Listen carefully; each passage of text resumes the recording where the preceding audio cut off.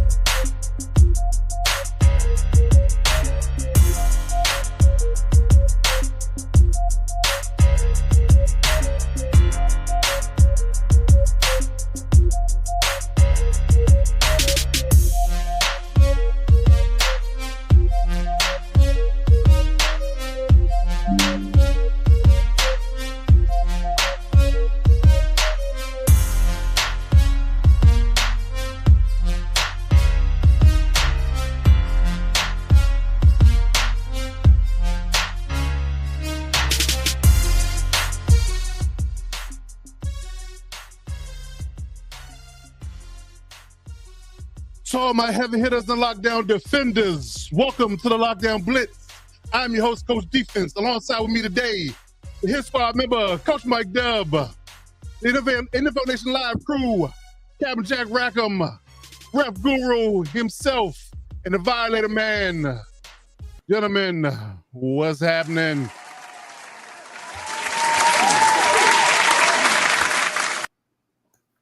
Oh, man, week 13 is in the building, man. We are finished with week 12. We're getting ever so close to that postseason run. Well, for some of us, or none of us. It depends on who you're talking to. I'm getting ready for the postseason. I'm trying to figure out all of the great things I'm going to be eating for all the playoff games I'm going to be watching on TV. Hey, yeah, that too. Whether you indulging with your team or you just watching as a fan, you can do it either way. I understand. I'm with it. But gentlemen, let's go around the room real quick. Let's check the vibes real quick. Coach Mike Dubb, how you doing, good brother? What's going on over there? How was your bye week? It was amazing, very restful, very stress-free. Got a chance to lay back, pick some games, play some fantasy football. It was a good week for us, but now we're back to reality, and and we're gonna try to finish out this last stretch of the season on a positive note. But it was a good bye week. Indeed. Captain Jack Rackham, welcome back, good sir. You're home from travels finally. What's the good word over there in Florida / Raiderland? Well, I didn't go on a trip last weekend because I had a family member that had some surgery, so I bought out and I stayed home for the week. Show how much of a good person I was, so I didn't go to the game, and it's not like I missed much, but I will be getting some of that and some of my hot takes. But again, it was nice to stay home this weekend, even though I was bitched at the entire weekend. But I'll get to that as well. But y'all take care. Let's get to the standing subjects with Coach Defense and all of our crew here. Indeed, I love it. Okay, Rev Guru, good sir. How you feeling out there? Good. I think the Eagles took their turducken out a little early. I think they ran into a buzzsaw called the Dallas Cowboys, which might be one of the most dangerous teams right now. I don't think you want to play those guys. Not that they've gotten healthy and gotten some trades and a little bit of an attitude. A little bit. Definitely that. So yeah, I definitely agree there. The Violator, good sir, the man, the myth, the legend. How you doing over there? Feeling great. Still recovering from the weekend, a busy weekend, but everything was fine until I went into the wake at Allegiant Stadium. Oh, that's what you called it? Okay, that's fair. I think some of them had trouble staying awake too. Well, that part too. Yeah, gotcha. Okay. Yeah, I got some news to talk about as well. You know, had a little bit of breaking news happen not too long after that game. So yeah, we'll get into that and much everything else that is the NFL world, man. So yeah, and like I said, week 11 is in the books. You know, I mean, week 12 is in the books. We're getting to week 13. Like I said, we're getting ever so closer. I think we're 6 games away at this point for pretty much everybody to getting into the playoff push or the playoff season and the postseason. So a lot of these games are going to matter here throughout this stretch. So we're going to talk about that and talk about a few other things. But you know, we got Ref Guru here. Like we like to lead off the show, and we're going to get into a quick question for him. And as well, if you listen to this on Twitter and or anywhere else but YouTube or Facebook, if you want to drop us a line through Facebook or YouTube, jump on over to those channels and drop a line in the chat.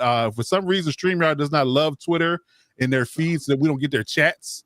So I know a lot of people was hitting me up and say, "Hey, we didn't, you didn't see our chat." So you know, please come over to YouTube, Lockout Diva Sports. Captain Jack, I think he had his Facebook up as well. So jump over to those if you want to drop us a line as a show. I'm old. I have Facebook. Sorry, I have IG. I have X. I got everything, but right. Well, the network has one too. So we got Lockout Diva Sports across all platforms. So drop us a line over there. Like I said, hit that subscribe button on any of those channels as you can. You can reach and drop us a line in the chat. We'll be happy to get to your questions as much as we can throughout the show. But like I said, we got Ref Guru here. We got our normal segment we would like to get into at the top of the show. We got one good question I want to ask him today, and we're gonna take some questions for the panel in the chat while he's here. So we're gonna start off the show with our segment called Ask the Ref. So there's one particular aspect of officiating that I wanted to cover today, and that's officiating offensive pass interference. There was, I guess you can say, I mean, not that most of us have a lot of love for Chiefs fans. I think we all can agree to that. But there was an egregious call in the Chiefs game that was called offensive pass interference. And if I have the ability to bring it up, I'm gonna try. But I want to give Ref's take on what he felt about this particular call. And for starters, how do you feel officiating of offensive pass interference should be had? Let's start there, and then we'll show the clip. Yeah, I think you're talking about the call on Travis Kelce, right? I am. I saw that one, man. We are going to get into it. It's a good one because honestly, it's complicated, and this is one of the examples where the TV angle was a double-edged sword because it was what we thought it wasn't, so to speak. But OPI is a interesting one. Usually, because another reason why the Travis Kelce call was unique was because it technically, if you will, within the 5 yards allowed for all the chicken fighting, right? Now, that primarily applies, to the defense, not the offense, which is part of the nuances with this call with Travis Kelce. What's his name? Swift. Kelce. Yeah. What did I call him? Never mind. Kelly. Yeah, Travis. What the hell is Travis? Taylor Kelly. Travis Kelly. Travis Taylor. Travis Steve Swift. Yeah, that too. Yeah. That too. Yeah. Man, well, that's delicate.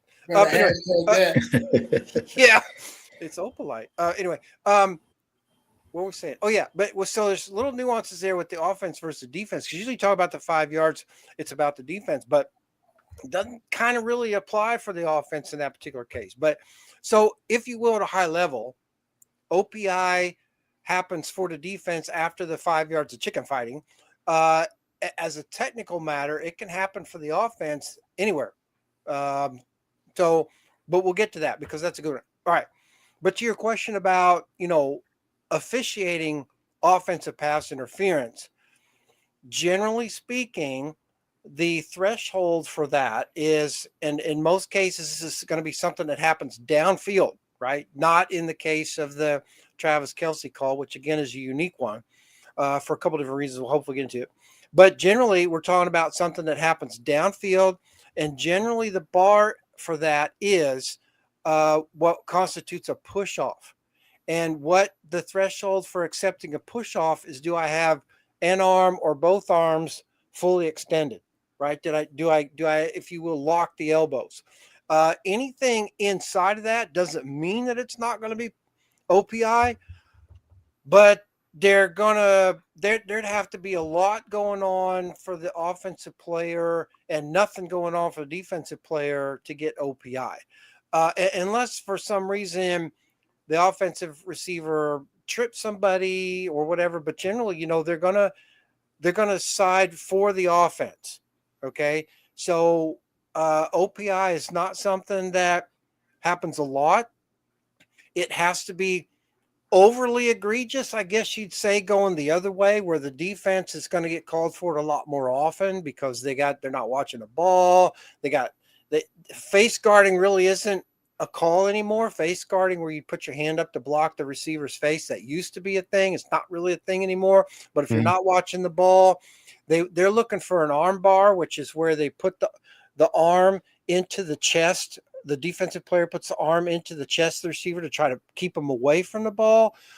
Hand grab, where they got the hand or the arm, they're trying to pull it down, so the guy's trying to make a Odell Beckham style catch. So there's got to be something going on there. But in the case of OPI, that one on Kelsey was a good one, and we can get into part 2 of that if you want.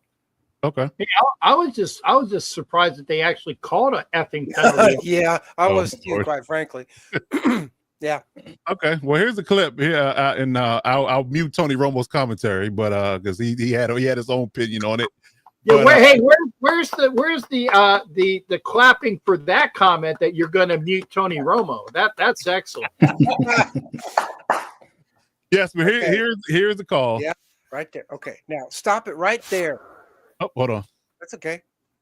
Yeah, that's okay. Run it the whole way, and then when he gets his shoulder into the first guy, stop it. Right there. Okay. Right there. Okay. Now, this is why, I think the field judge, because the line judge is the one straight down the line of scrimmage, which is what, the 4-yard line. Mm-hmm. Okay, so the field judge is 20 yards or so downfield. Okay, so he's going to, what's 20, Wayne, what's 20 plus 4? So he's about to 24. Right? 16 if it's 4 and 20, ref. Okay, yeah, see, this is why I wasn't. Okay, this is why I wasn't an umpire. Okay, that's a funny story, by the way. All right, so the field judge, which is downfield, is the one I think that throws this flag. And there's 2 parts of the nuance here. What the field judge is watching right there, because the key there, that's not the line judge's key. Okay, Kelsey is a receiver on the far end of the line there, so that's the field judge's key. That's not the line judge's key. The line judge's key is usually always the tackle, or maybe a tight. Maybe, I know Kelsey's a tight end, but maybe in a traditional tight end slot. But line judge generally is the line men, not the receivers. You get into some weird stuff when you trips and quads, stuff like that. But in this particular case, it's the field judge threw the flag.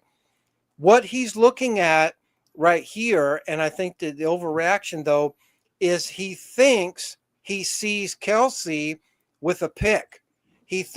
What he thinks he sees here is Kelsey pushing that receiver, or that defensive back into number 53.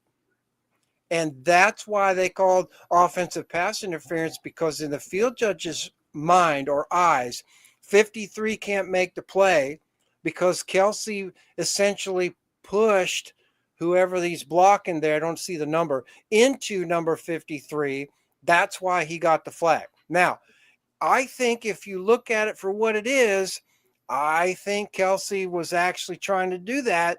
But if you watch the whole play, it's kind of ticky-tacky if you watch the whole play. You can see, because the reason why I say that, Coach, is because when Kelsey is pushing the defender into 53, he's also then makes a turn. Okay? So it's not like it's not like he pile drived him into 53. He's going to go up there, and Kelsey's doing his job on this play, right? Mm-hmm. He can't release, so he's making the push there, but there's a couple things there. The field judge thinks he's got Kelsey pushing the defender into number 53 as kind of, if you will, a quasi pick play. But although I don't think the field judge probably could see it, what you see from the TV angle is Kelsey's, I think, right arm fully extended. And all those things together in real-time speed is probably what got the OPI. I think it's defendable. I think it's a little ticky-tacky down there on the 4-yard line, but it is what it is. And if I were a supervisor of officials, I would tell you the same thing, that given the circumstances, I'll defend the call. There's a lot of Chiefs fans going, "Oh my God, no, it's the worst call I've ever seen, since the Holy Roller, blah, blah, blah, whatever." But I think you've got to take a look at 3 of the 4 things that went on there. And I think we have 3 of the 4 things. He gives the defender a push. He extends the arm. He does turn a little bit away from that to make it not look like that. And 53 did a good job of getting around that. But I think what you got there is a semi-intentional play by Kelsey to try to make a pick. And I think from that standpoint, although it's a little ticky-tacky, I think it's a valid flag. It's not ticky-tacky because that was Jermaine Pratt. And Kelsey wanted to make a point that since Jermaine Pratt quit the Raiders and wasn't able to be seen on that game, he was going to do everything in his power to block Jermaine Pratt this year. Well, there's that. There you go. If you want to throw that into the mix, I won't argue with you on that. Again, I think given the type of play, I think given the nature of the type of player, I think he's trying to do a real faux pick there, if you will, and I don't think he got away with it. And I think the fact that they called him out on it is probably the right thing. Whether it's 100% legit or not, probably arguable. But I think given the circumstances and the tightness of this game and all things at stake, I would defend the flag, not because I'm not a Chiefs fan, but because I think it was the right thing to do. Gotcha. Okay. But there's a lot of nuances there with regards to that, and it's a tough one. And again, the official had to throw that flag at game speed. And I think given the fact that all 3 of those players are kind of nestled in there, if I were supervisor officials, I would defend the call. Gotcha. Okay. All right, good stuff. So you heard it here first from the ref himself. He felt like there was a little ticky-tacky, his words, but he said he would defend the call if he did see the flag come out for offensive pass interference. Okay. Yeah. All right, fair enough. We had another quick one from Coach Mike Dubb. He wanted to get your opinion on it was a college play, but I mean, we've seen, something like this kind of resonate in the league as well. So there was a quote unquote taunting call given on a touchdown. I think didn't negate it, Dub? Didn't negate the touchdown? Okay. Yeah, it was crazy. So it was a taunting call, and because of the taunting call, they took back the touchdown. The guy scored on a kick return, and nobody was within 20 yards of him. What game was it? It was I want to say Colorado State. Oh, it was a college game. Yeah, it was a college game. It was a college game. Is that the one where the guy's running like 78 yards for a touchdown? Yeah. And you're watching him, and if you're watching on TV, he's running right to left down the far sideline. That's it right there. No, that's it right there. And that's it right there. Yeah, so clearly, even if he did taunt and it was something that, you wanted to throw the flag on, I mean, I know this is probably a rule that you can't make up the rules as you go along, but it would make sense if it was attested on the, after the PAT or on the kickoff, but to take the points off the board when the penalty had nothing to do with the play is just crazy. So I'm just curious, like, are these things talked about in the offseason by referees, or is this one of those things where and that's a really good point here. First of all, in my opinion, because I did high school and college, all right, in decorum is what they kind of call it. The decorum of players is about sportsmanship, right? The NFL, you want to throw stuff around, that's fine. You want to throw a tantrum, you want to hug the goalpost, okay. You get fined, but not going to take points off the board. And in college and high school, you really don't want to take points off the board either. And in my opinion, quite frankly, unless there was something else that happened that we didn't see, that's really low threshold for taunting. I mean, the guy he's doing a little bit of a prime step there, but I don't think it's over the top. If that were high school where the bar's even a little bit higher, okay, maybe. In a college game where I don't think he wasn't holding his hand up doing this, he wasn't. I just don't think that should have been a flag. I would have a hard time as supervisor officials defending that call. I probably would have to at the college level, because the reason why you'd have to at the college level is because you don't want that in the game, so to speak. You don't want taunting in the game, and the bar for that threshold in college is pretty high. It's even higher in high school. In other words, some players can go down the field and even look back and can get a flag. And they're only looking back, if you will, to see if anybody's nearby them. But if they put a finger up or they do something or they try to high step it, that can be a flag. And in high school, yeah, that's still a little bit marginal, but that's probably a flag. In college, Division I, unless there was something else that we saw there, I wouldn't have had a flag on that. I probably would have gotten counseled after, going, hey, we need to try to put a lid on stuff like that. But that's a little over the top for that call. I saw that too, and I'm thinking they called it because you're going to throw a flag on that it's going to come back. Yeah, so essentially they took points off the board for that. Right. And I don't recall the game situation. I don't know if the game was close or a runaway. No, it was out of hand. Okay, out of hand by the team that guy scored with. No, the team that scored was losing. So they were down 34-7 or something. Okay, so that kid that runs down the sidelines, whose team's getting their ass handed to him, he got a flag for taunting? Yeah. Yep. When his team is trailing? Yep. Yeah. I'm whoever threw that flag, I'm gonna sit him for a week. I'm that official. I'm gonna sit him for a week because it's not. If he was ahead 38-0 and he did that, okay.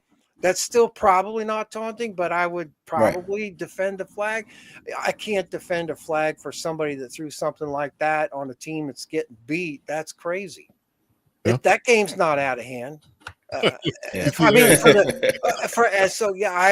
Based on all of that we've seen, unless there was something else, like he shook a finger at the ref on the way down, or he swatted the cheerleader on the butt. I don't know, but unless there's something else we see, that is not taunting. I didn't teach him that move yet, ref, but okay. I'm just saying. There had to been something else, but if that's all there was for that, that's not taunting. I agree. Yeah, so and I guess go ahead, Deb. No, I was just going to say, to bring it back to the NFL, I guess my follow-up question to my only other question would be, do referees take into consideration what the penalty would be if they were to call something? So, for example, if you know that calling something is going to take points off the board, sometimes is it worth calling it, or is that like, if you see it, you call it? Like, how do referees process that? Yeah, go back to the Boger call against the Raiders and talk about how it affects the game. Come on. Yeah. Coach, I'd love to be able to tell you that they should call it like they see it, but in the NFL anymore, I just don't know. I can tell you that the discussions about a call or not a call, and this is some of the nuances, is why it's a really good question. Off camera, if you will, in the locker room, the officials are going to have conversations about calls or particular calls, such as that taunting call, in terms of how it impacts the game. For in other words, if somebody's leading 40-0, are you going to throw a flag on the team that has 0 points for holding if it's away from the play? Mm-hmm. And the officials will argue that, well, yeah, if it was holding, it's holding. It doesn't matter who or when or what time of the game is. And the coaches and supervisors, the people that actually pay the bills, are like, no, we're not going to penalize a team that hasn't scored any points for a holding call that doesn't matter. If it's a safety thing, that's one thing. So do they have conversations about calls and the impact of those calls? Yes, we do. Do we make calls on the field based on that? Calls have been made on the field based on that. Is that the prerequisite for a flag? No, they call them as they see them. On the other hand, NFL officials, as well as probably some majority of college officials, can make that determination very quickly. And they'll throw a flag based on what they see or the potentials for a game. We've seen this, right? The Chiefs are 3rd and 652 yards for a first down. Oh, there's a flag, automatic first down. Like, really?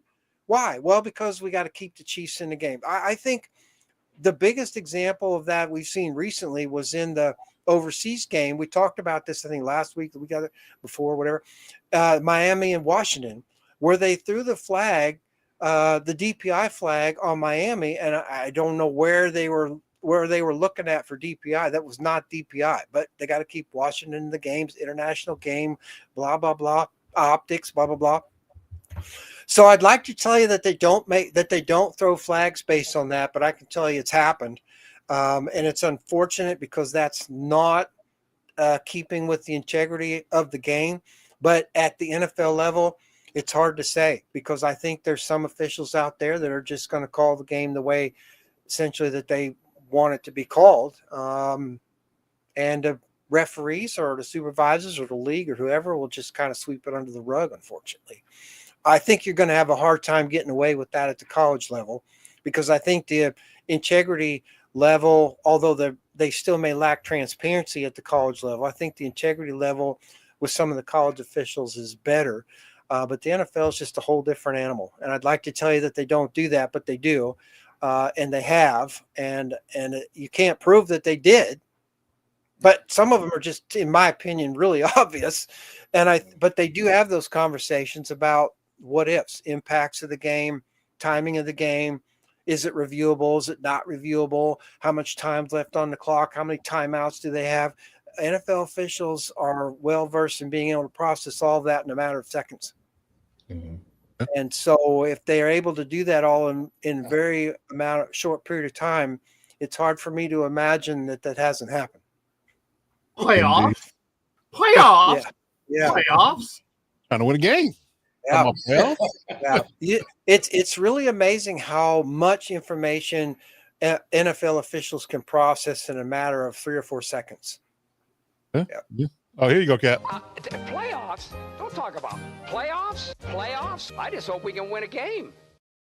There you go. Other than I hope we can win a game, I think that I pretty much was like almost right on my prediction. Okay, gotcha. Okay. All right, good stuff. Well, does anybody else in the panel have any questions for Ref outside of the OPI and the taunting calls?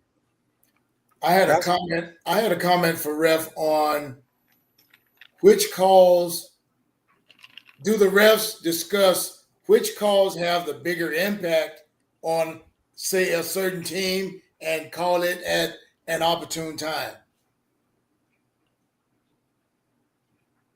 I should take the fifth on that one.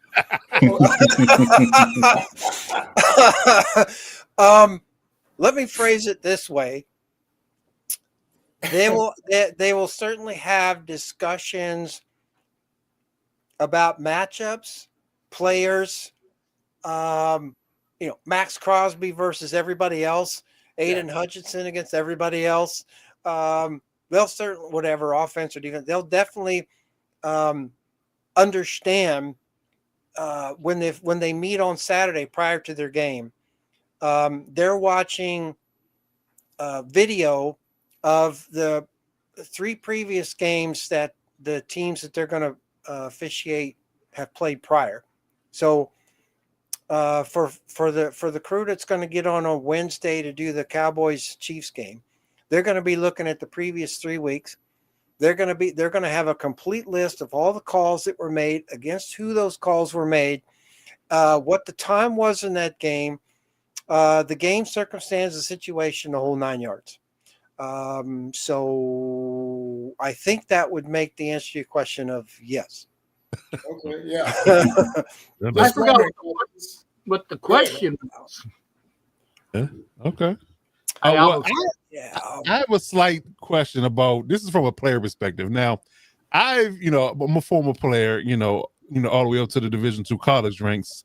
And, as a defender, it's in certain points in certain times where you're just getting held egregiously and the ref's not calling it, right? Mm-hmm. So I would say to the ref, or somebody on my team would say to the ref, hey, ref, he's holding me, or he's doing this, or he's doing that. How does that play into a ref's attention span when it comes to the certain player that you're constantly calling to say he's doing X, Y, and Z? Does that play into it at all, or do you just kind of brush it under the rug like he's just being extra? Depends on who you talk to. If you're talking to the umpire, he doesn't give a rat's ass. Yeah. No, umpires are a different breed, man. I got plenty of stories about umpires, and they're great people. But if you're telling an umpire somebody's holding, he doesn't care. If you're telling the referee is probably 50-50, doesn't care.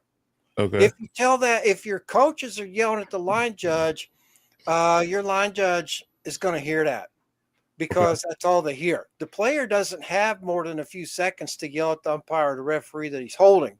The coach can stand there all day and yell into the back of my ear, 76 is holding, 76 is holding. When are you going to call 76 for holding? I told you 76 was holding.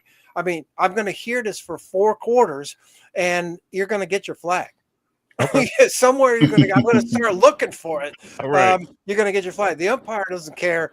But I think if I were working and if I were counseling with coaches, or more specifically players, to your point, I would, as an official advising the coach to the players through the permission of the coaching staff, I would tell the players to go up to the umpire or referee, because it's hard to get to the sidelines right between plays, and say, what's the threshold for that 76 has to reach before you're going to call holding? Mm-hmm. Because if you go to the umpire, and I understand the umpire is not going to listen, but just for the sake of this particular argument, if you go to the umpire and as a defensive player and say, hey, 76 on the offense is holding, the first thing that the umpire thinks is, you don't know what holding is. You're not an official. You're a player. Of course he's holding. You think he's holding. I don't see it. So you have to ask the ref, go to the ref and say, hey, I think 76 is holding. What's your threshold? Because your umpire this week might have a different opinion than what holding is from the umpire that you had last week. That's a good point. So go up to the umpire this week and say, what's your threshold for holding? Oh, well, he's got to rip your jersey off. Well, no. Okay. So when next time the offense is out there, go look for your equipment manager. Say, hey, I need one of those breakaway jerseys, man. Right. Or cut a hole in it so when he grabs it, it'll rip. Right. There you go. But I think that's how I would instruct players, because the referee and the umpire out on the field, they're listening to all kinds of chatter, and your question about, hey, 76 is holding, is just part of all the rest of the other chatter and blue chipping that's going on back and forth between two teams. They're not paying any attention to that.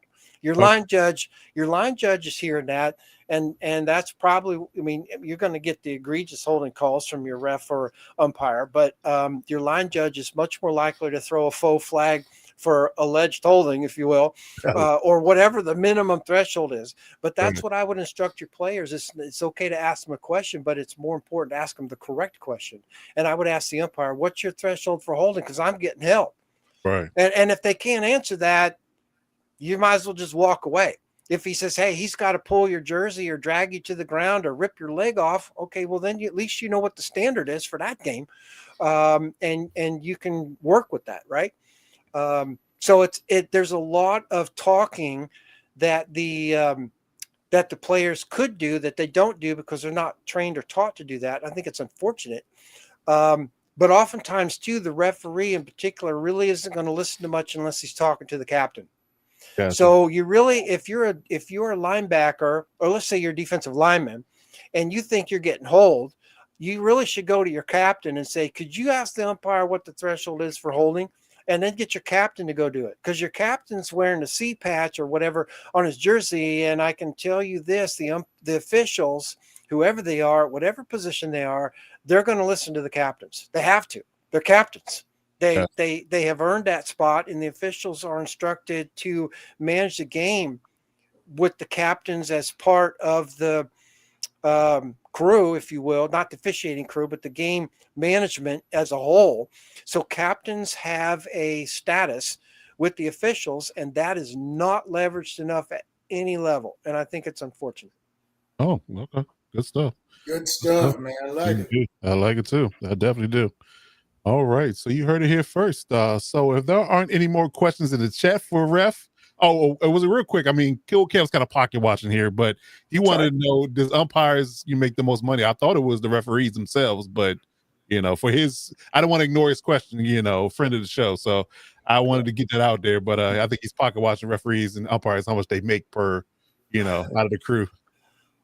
Well, the short answer is generally the whiteouts are going to make more because they're generally the longer tenured officials, at least in the olden days. Not so much anymore. There is a pay scale based on seniority. So if you have an umpire essentially that's not necessarily age older, but senior older in terms of years served, potentially could be making more than a rookie referee.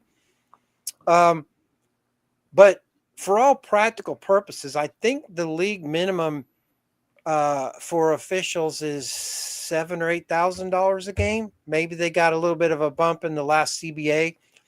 But if you're a new official, for the easy math, let's just say you're going to make $8,000 a game.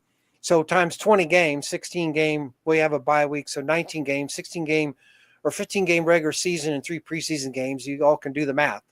8,000 plus hotel stays, right? Huh? Plus per diem, plus hotel stays. Oh yeah, all your expenses are paid. Yeah, and you get a per diem. Yeah, I don't know if very many officials are going to have much of anything out of pocket except for what you choose to, so to speak. Well, but take care of that. They make sure that they. Okay. Yeah. It's. I don't think I'm certain that there are umpires and/or because generally your umpires would be the next most senior, although there's some nuances there too. But your senior referee, senior umpires could be anywhere from $15,000 to $18,000 a game ish. Gotcha. Of course, and if you make playoffs, then you're going to make even more money. Yeah.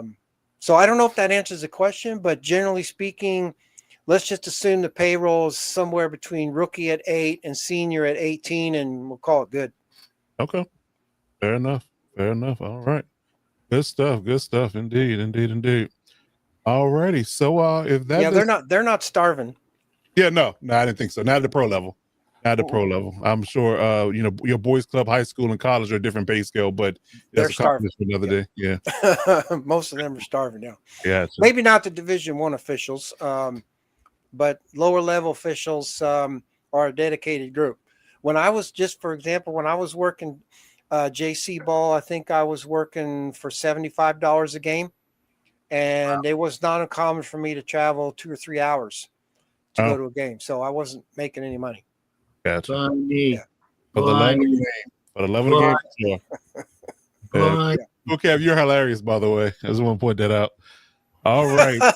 Glad somebody did. Yeah. Good stuff. All right. So if everybody is everybody's in line and everybody's good with ref's breakdown for the week, we'll let him go and we'll move on with the show. But good questions though. Thank you very much. I appreciate that because it's you guys dialing in on some good stuff there. Yeah, definitely. We listen. We want to take advantage of the time we had with you and get all the juice and all the tea we can get from you. So yeah, for sure. Absolutely. But yes, as always, man, we appreciate you coming through, delivering as always, and we'll see you on the next show. Yeah, happy holidays, everybody. Yes, happy Thanksgiving to you. We'll be probably throughout the week as well. But ladies and gentlemen, boys and girls, Ref Guru.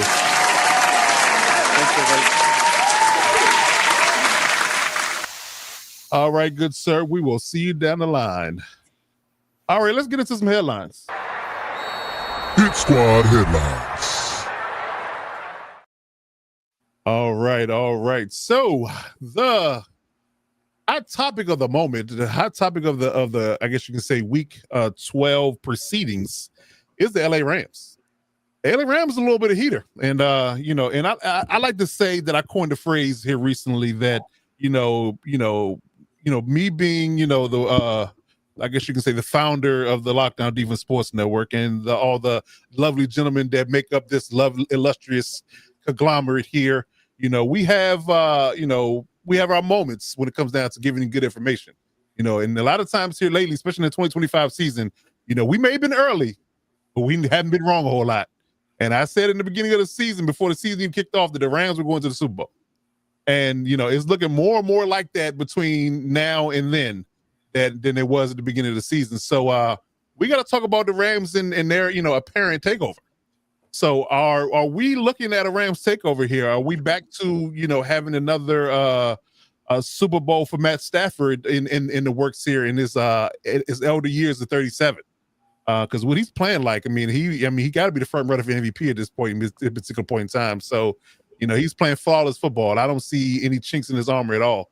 And having those two stud receivers he has, those two running backs he has, and Sean McVay being the evil genius that he is, it's a lot to be desired over there, and a lot to be had when it comes down to what's going on in LA from the Rams perspective. So we can go around the room and get your takes on how you feel about the Rams. Do you think that they're the prime candidate to take it in the NFC? Let's start with Coach Mike Dubb. Listen, I'll give you your credit. You are right on. One thing I will say, I was big on the Rams because of how they ended last season. They played well, going into the home stretch last season, but I did not see them coming as strong as they started out this year and as they've been playing this year. I was a little skeptical about Matthew Stafford, his health, his age, just a few other things. I knew their defense was going to be tough. I knew that they had the weapons. I thought that they were going to probably depend on the run game a little bit more. But, you got to give credit to Sean McVay and this Rams offense for slowly, I don't even want to say rebuilding, but reloading without anybody even paying attention. This is a completely different team than they went to the Super Bowl with just a few years ago and that they were competing with just a few years ago. They're young. They're vibrant. And they don't really have a lot of weaknesses. We mentioned the defense. Defense is tough. They play good defense. They're versatile on offense. They have the veteran quarterback. They have, veteran players mixed in with the young youth. The only thing that they have to do now is stay healthy, and I think that the cards are in their favor. So I love what I'm seeing from the Rams. I give you credit. You saw it before the rest of us. I thought that they were going to be, a good team, but I did not expect them to be contending the way that they are. And in my opinion, they look like probably, if not the strongest, then one of the top 3 strongest teams in the NFL. I like it. What about your man Emmanuel Forbes over there, looking 10 pounds heavier and looking like a Pro Bowler? Listen, it's amazing what a winning culture and things will do for you. Sometimes, guys just step up and play well when they're around other guys that are playing well, and they're put in a system and a scheme that works for them. When you're playing around other talented guys and you're not asked to do so much, I think it's easier to just master, a few different things. But yeah, Forbes looks great. Happy for him. This is a former first rounder, and he's proven it. I like it. And this is probably a topic for another day, but I think at some point we need to delve into the idea that sometimes when you're a first round pick, that first stop is not the right stop. Mm-hmm. It is something to look at, because we can look at a lot of reclamation projects or reclamation stories here in the last, 2-3 years where they bounced around to a few teams, and when they landed at the right spot, that potential that they saw as a first round pick comes to fruition. And sometimes you need to mature, sometimes you need a different environment, sometimes you need a different coach. But it does work out, more so now than we've seen in the past years. It's a lot less. The number of first round busts is dwindling down a little bit, I guess you can say. Mm-hmm. It's just not. You don't see it right away, but you see it eventually. That kind of thing. But Violator, sir, how you feel about the Rams today? Do you think they're contending? Are they the front runner in NFC to you? What do you think about them? Listen, first of all, let me tip my hat to you because you did bring that up early in the season. I didn't believe it myself because, like Coach Dubb said, I'm looking at Matthew Stafford and him not physically being able to hold up the entire season. Now we're into the last third of the season, and he's playing some of his best ball. Now, again, echoing Coach Dubb, that culture makes a difference. We all know that football is it's so intertwined with the chemistry from front office to coaches to players and all of that. But when you get players that's been cast away from other teams, sometimes that culture is what sparks them and lets them really blossom, so to speak. Case in point, look at our friend Adams. You haven't heard squat about it since he went to the Rams.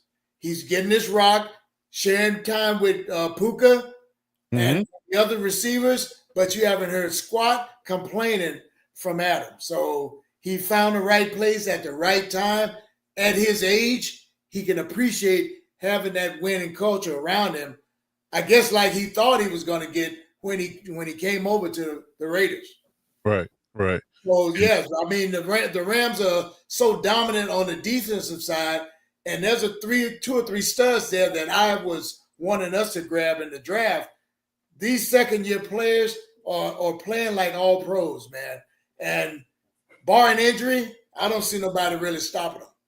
Yeah, I need to dig up my coverage on Jared Verse because I covered him in our draft coverage 2 years ago before he got drafted. And I said he's going to be a bona fide stud. I'd seen somebody convert speed to power outside of a prime Khalil Mack in a long time. Yeah. You know, and when you walk into a Pro Bowl type and Tristan Wirth right back into the quarterback on several occasions on Monday night, I'm just like, man, you know, Sunday night, but still, I mean, he's just doing what he wanted. And it wasn't even funny. So yeah, I definitely think that they got a lot brewing there, and they've hit on many draft picks. And get this, you know, regardless of what they do now, they're lined up with having 2 first-round picks in this coming draft, and one is going to be high because one belongs to the Falcons. Yeah. So yeah, they're set up for the now and the future. So they're doing a real good bang up job there. To your point about how the front office marries up with the personnel on the field, and it's all working. It's all working. Got a good system going, man. So they do top notch. Love them or hate them, look out for them Rams. Absolutely. Shout out to Stan Kroenke for sure. Captain Jack, what do you feel about the Rams today in their particular ascension to the top of the NFC West? Well, first off, I'm hoping that you didn't break both of your arms patting yourself on the back, because it's going to be kind of hard typing on the keyboards for that. I'm hoping it's just the one, so you can use the other one. Okay, that makes me feel better. That makes me feel better because, and by the way, you can actually get your head on the screen. You know, it was amazing. I thought that it would be expanded like that. Right. It's still there. I'm all good. You got one arm that's still working, which is good, and your head is screens. That's awesome. I don't know how you did that, but that's great. But props to you for thinking that. Then again, that wasn't. I don't think it was a big step because they were a couple plays from taking out the Eagles. They were. You know, they've been ascending. They've been ascending, and then they got that guy that was kind of pissed off. He played for the Raiders, and was pissed off. He played for the Jets. So he's got a good attitude now. Well, he's better because he's a prima donna, so he's got things going around. So he is a great player with all the players around him, and the Rams are great. And not only did they get Jared Verse, but they got the other kid from Florida State in that draft, first round and second round. You know, I mean, you put Fisk and Verse together, and they were a handful at Florida State, so they got him 1-2, and they just plugged him in. So it's not surprising that they are as good as they are. And imagine how good they could be if Aaron Donald was still there. I'm glad you said that because I got a Rams fan in my job, and he said that today. He said, imagine if Aaron Donald had retired, how good they would be. That's not fair. Yeah. That's not fair. To have Aaron Donald on that team with that line, oh, my God. It'll be oh, my God. Yeah. You mean to tell me Brian Young, Fisk, Donald, and Verse? Oh, no. No. That's not right. So you think the Texans D line is a problem? That would be a problem. Yeah, and I'm glad, you know. But Aaron Donald, by the way, we need somebody if you want to come over and play for a team for pity. Come to Vegas, you know. That's funny. That's funny. But yeah, great. It was a great take on that, and everybody was thinking that the Eagles were just gonna go back to back, and that even Dubs Commanders were gonna ascend, but. And you had the big thing between the Vikings and the Lions, and the Packers. But really, and I'm so glad that they whooped up on the fake Pirates. that just made me feel good. I mean, it just was a nice warm feeling in my gut here. So that made my weekend in that respect. So yeah, congratulations so far to the Rams. Not to be a Debbie Downer, they still got some games to play. And I recall a Raiders team that was chugging, and then on Christmas Eve lost their quarterback. Don't put that juju on them. Knock on wood. I'm just saying there's still games to be played. So I'm not be Debbie Downer, but they still got to play the rest of the game. Indeed. Okay. All right, but yeah, we'll see what the Rams look like. They got a decent schedule. They still got some divisional games to get out the way and things of that nature. Got to see Seattle and some other teams before they get done. But I mean, they're cooking on all cylinders right now. So if right now, we had a neutral site. We're playing the Super Bowl. I'm rolling with the Rams.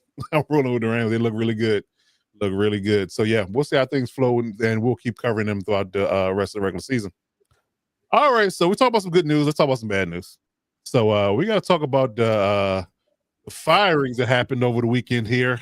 We had some late breaking news on Sunday and Monday. It reared its ugly head. So the Raiders fired their offensive coordinator, Chip Kelly, and the Giants fired their DC. Why is his name escaping me right now? Somebody help me if you can. But yeah, whoever the DC for the Giants was, he got canned. So it's weird when it comes down to firing, head coaches, coordinators in season, because, unless you got a guy there's a straight up heir apparent and he's, going to be better than the next guy, which it doesn't happen often if you position coaches and you're the incumbent OC or DC. But, I guess, we can go around the room and, we'll let the Raiders fans on the pod start with this. But tell us how you feel about Chip Kelly being let go, and what do you feel about the Giants DC being let go, and we'll work the room here. Come on, Cap, talk about it. Let's talk about it. Thank you. Now, Wayne, I'm sorry, because the only reason why I wanted to take this is because I want to say this because somebody by the name of Renz, that is a Raiders podcaster, YouTuber, and all the thing, said Mitchell that Renz. Yeah, well, I wasn't gonna give the full name because then he would say that I was, doing bad. He was like, and I'm the first to report. No, you were not. I was doing my show on Sunday and I got it on tape. I got a buddy of mine who is actually a Chiefs fan that hit me up saying, Chip Kelly fired. I'm live. How can you be the first to report it if I'm live on my show saying that Chip Kelly got fired? I just want to put that out there, okay? And check the tape, folks. And this is from a Chiefs fan that told me, and then I said, verify it. What's the source? It was verified. We learned at that time, okay, that it was on my show. Captain, I got to do that. I'm going to do one of your tricks, Coach, where I'm breaking my hand, patting myself on the back for reporting it first. But Here's the thing. You said it was bad news. Not really. Here's my first kind of hot take, because I'll get to the other hot take in a minute. It's not enough. It's not enough, because here's the thing. The Raiders canned Tom McMahon after an abysmal performance, special teams wise, against the Broncos. They needed a fall guy. The special teams didn't perform. See ya, Tom. You're gone. Then they needed a fall guy after a bunch of abysmal performances by the offense the last couple of games. They said, the offense isn't working, which it wasn't. Said, let me see, who can I? Chip Kelly, yeah. See ya, and take your flunky with you, because they canned him too. But here's the thing, for all folks that know this, it's not enough. Pete Carroll needs to fire his son, who is the offensive line coach, because he is about as worthless as a used condom with 3 holes in it. Okay? That's about how worthless Brendan Carroll is. I said Kelly again. That's his son, but he is not going to get fired. So they needed a fall guy. They got rid of Chip, and we will see. And this is the proof in the pudding. We will see if this inspires the Raiders offense to do better. I'm actually thinking that it will, because Kelly's offense did not translate to the NFL very well. Okay. And we got our boy, Greg Olson's going to be the OC on the interim basis. Third time around, by the way. Third time around as the OC for the Raiders. And we'll see what he can do. Maybe he can actually run plays that are of NFL caliber. And good on you there, Greg. But here's the thing. Until they get rid of Brennan Carroll and his other schmuck son, who's like the assistant quarterback's reading guy, this team is not going to perform. And that's on you, Pete. That's on your son. And that's on your other son. And therein lies what I think. And Wayne, I'm sorry. I had to, when I'm talking, I had the first report on the Raiders report that, no, me, I reported it. And I wanted to make sure people knew that. Okay. All right, Violator. Tell us how you feel. You feeling somber? You feeling glad? You hopeful? You're depressed? What's going on over there? I'm pretty much neutral at this point, guys. I'm so numb. I need to put some Bengay on the field. Actually feel myself nowadays. It's just like Cap said. It's not enough.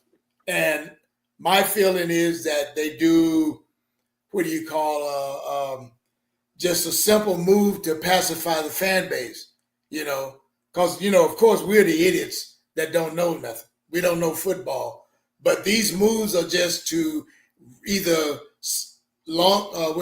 extend somebody else's job, or just like say a pacifier to the fan base. And when the breaking news goes out, everybody gets excited. But if you think of it overall, and it's just not enough. It's just the team is underachieving with all the talent amassed. We were all excited after the draft and after training camp, but it just has become a shadow of what we saw during preseason. So it's not enough. And until they get it right, we may have another decade of this mediocrity. Fair enough. Okay. All right. Okay. All right, Dub. What you got on this matter? Do you think it was, right timing, wrong timing? What you think on this matter? I don't think it was a good fit to begin with. I don't think Pete Carroll is a good fit, to be honest. I think the whole thing was just, I don't know. When I look at Vegas, I think of a franchise that needs, probably not somebody that's in their 80s and that's not going to be around to, really see the rebuild through. 74, but close, Dub. 74. I apologize. You're right. Let me not age him, but I don't know. I think that you will want to, with a rebuild, you will want to kind of start from the ground and have somebody that's able to see it through. And I just didn't like the fit overall with Pete Carroll, and it just felt like they were just putting pieces together without even thinking about how they fit. So I think it's good riddance. I don't think Kelly is cut out for the NFL. I think he's a great college coach and probably, will be able to be a successful college coach. There are a lot of different openings. I don't know if he's going back or not, but I just didn't see his style fitting with what the Raiders are trying to do. Even personnel wise, it was like just a collection of guys. I didn't really see the vision with it. And it's talent. They have a talented roster. You look across the board, you see some talent there. And it's frustrating to see it not come together, of course, and even more so when we talk about the Giants as well. But long story short, I think they made the right decision to not go forward with this staff. I'm curious to see how long Carroll will last there and what the next person that will come in be, because I think Vegas is one of those teams, and the Raiders are just one of those teams. And of course, Captain Jack and Violator will agree. When similar to basketball, the NBA is better when the Lakers are good. The NBA is better when the Knicks are good. I think the NFL is just a little bit better when the Raiders are competing and when the Raiders are good. So, hopefully they can get it togetger. I don't think that this coaching staff is the one that will do it, and I think that they're starting to realize that as they make changes now as well. Yeah, I hear you there. And it's funny. When I speak on the Raiders specifically, for some reason, I don't get this type of vitriol from Chiefs and Broncos fans specifically, but, it's hard for Raiders fans on Twitter. I'm just going to say on Twitter, not the guys I associate myself with, present company included, but the Twitter fans can't see me as the podcaster, NFL analyst that I am. They see me as a Chargers fan. So it's, everything that I say seems to come with a caveat, or it seems I'm just hating, right? I have no objective opinion when it comes to the Raiders, which is not true at all. Not true at all. But again, it's hard to get through that, fog of their opinion, right? But I definitely share a lot of y'all's same sentiments in regards to this. In all honesty, when you hire Pete Carroll, I kept quiet on it much for that reason, because I say some things on Twitter, and they come out with their pitchforks, right? But I thought that when Pete Carroll left Seattle, that was it, because I really think that Seattle felt like he was out of touch. He was getting older. He was losing his touch, or or the idea of being more modern, modernizing himself with the new NFL. He's still back to that, run the ball, hard-nosed defense type of, environment, and that doesn't always work. Very rarely works, in all honesty, with this version of the NFL in 2025. So, very curious hire to begin with. Then him doubling down. I won't call it doubling down, but I would say that him adding on to the idea of bringing Chip Kelly back to the NFL, when most people looked at him as persona non grata, as being a coach for the league, right? So that was more of an interesting move as well. So it'd be interesting to see what they do going forward. And I always say that when you fire coordinators, it's always like it's a save face move, to kind of keep the head coach in house, so I can, say that, hey, he wasn't a fit, he wasn't the right guy. I'll bring in the right guy. We'll get it together. We'll buy you some time, right? So I think that's mainly why he did it. We'll see how his sons survive the turnover, but yeah, I think that he did that primarily just to see that he don't want to see the owners and the management to get sick of him after 1 year, based on the fact it wasn't going well out the gate. So, and another curious move of him getting Geno. I mean, I think the Geno Smith decision was bad. They said it was some rumors and rumblings on the internet the other day, saying that there were some people in the room. I think Antonio Pierce said this. I know that's not your favorite person, but he said that he knew a lot of people before he got let go that were on the idea that they wanted Shedeur Sanders. Tom Brady included, because he's really good friends with the Sanders family, and they were all in on the idea of drafting him maybe not in the first round, but the second or third. And he was clearly available at that particular point in time, and they didn't pull a trigger. They rather have, Pete would rather go with Geno. And I think that's not only an issue with him, having an older quarterback, but not only having an older quarterback, but doubling down on signing him to a multi-year extension. So you really pigeonholing yourself, because I can see Geno being a bridge for 1 year, and then you drafting a kid that will be the heir apparent, but he didn't do any of those things. So you not only have a, I won't call him a lame duck quarterback, but you not have an aging quarterback in your room. You don't have a succession plan. So then there's that as well. So we'll see how things roll. But will Pete survive the turnover, and who will they get to come in to air quote be the future at some point? You would think the next year or two you will want to draft a quarterback at least to see what you have from a young perspective, because we know Kenny Pickett and Aiden O'Connell ain't the answer. So and coach, the whole thing is that like Cap had alluded to earlier, it's not enough, because the elephant in the room is still the O-line. Yeah. And it's like every time that's mentioned, everybody goes and sticks their head in a hole like an ox. But not me. Not me either. But we knew this the past season. So we thought that they were going to seriously address those needs during free agency and, of course, the draft. Well, they drafted 2 linemen in the 3rd round. Neither one of them seen the field yet. Now we're in week 13. Right. So that doesn't even sound like return on investment right there, because you can't see what you have just from them being in practice. These guys got to see NFL game speed so you can gauge their talent level. Regardless of what school they came from, that's what the media feeds us. That's all bullshit. It don't matter where you come from. Right. It's given the opportunity to get on the field in an NFL game to show your wares. So it's not over by a long shot. And with 6 games to go, let's see who else gets thrown under the bus. Right. And coach, and I don't know if I've already told you this on your show. You can blame Tom Brady per source very close to what's going on within the Raiders organization Tom Brady is the one that pushed for Geno Smith. It wasn't Pete. It was Tom Brady that pushed for Geno Smith. And I got that from somebody that is a highly placed source that knows things within the Raider organization. He's not in the organization, but he knows things within the organization. It was Tom Brady that pushed for Geno Smith, not Pete. And two other things, or actually one big thing. Why do everybody hit on John Spytek not doing anything when John Spytek has addressed the needs of the Raiders by getting 2 young wide receivers, 2 young offensive linemen, 2 young defensive linemen, a cornerback, which is prototype, right? Mm-hmm. And they're not seeing the field. It's not John Spytek's fault that they're not seeing the field. It is one Pete Carroll's fault that they are not seeing the field. And that needs to be addressed and keeps being addressed. And if Pete doesn't do that, then you know what, Pete? You definitely need to effing go. Yeah. Yeah, and I said this on this show, and I think Doug went back me up. I think we both said it.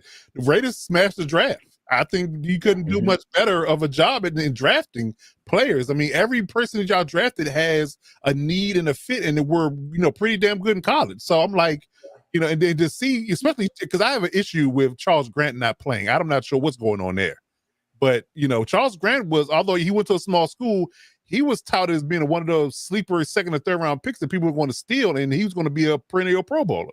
Yep. So I'm not sure. Now maybe the fit from a tackle perspective might not be there, but I would at least have given him a go because he played left tackle and Colton Miller's been out all damn year. So why would I give him a chance? Yeah. Because the guy right there now, he's a freaking turnstile. We saw what Myles Garrett did to him. So, but Myles Garrett been doing that to everybody. But but you get the point. He's been a turnstile, much like Austin Deckles for the Chargers. It wasn't Colton getting his ass showed out on TV. It was Stonehenge, whatever the kid from Florida. Forsyth. No, I call him Stonehenge, just like the movie. Let Stonehenge walk, because that's what it is. It's Forsyth, Stonehenge.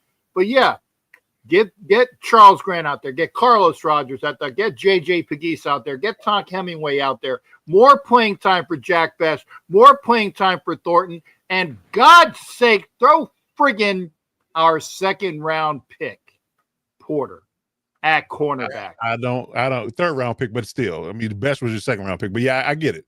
Sorry, third round. You swap, but Darren Porter. We talked about this as well, Dub. Darren Porter is a stud. Like it's not a whole lot of 6'4" corners walking around with 40 inch verticals. They can run a 1-3.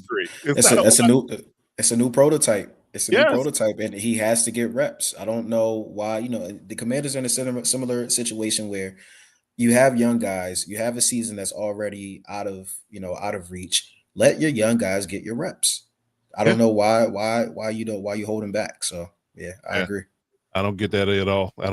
But that definitely needs to change in that perspective. But before we move on, does anybody have any thoughts about the Giants firing their DC? Is it just of rolling downhill, of S rolling downhill as it seems, and it's going to end with everybody being gone? Is that what we're looking at?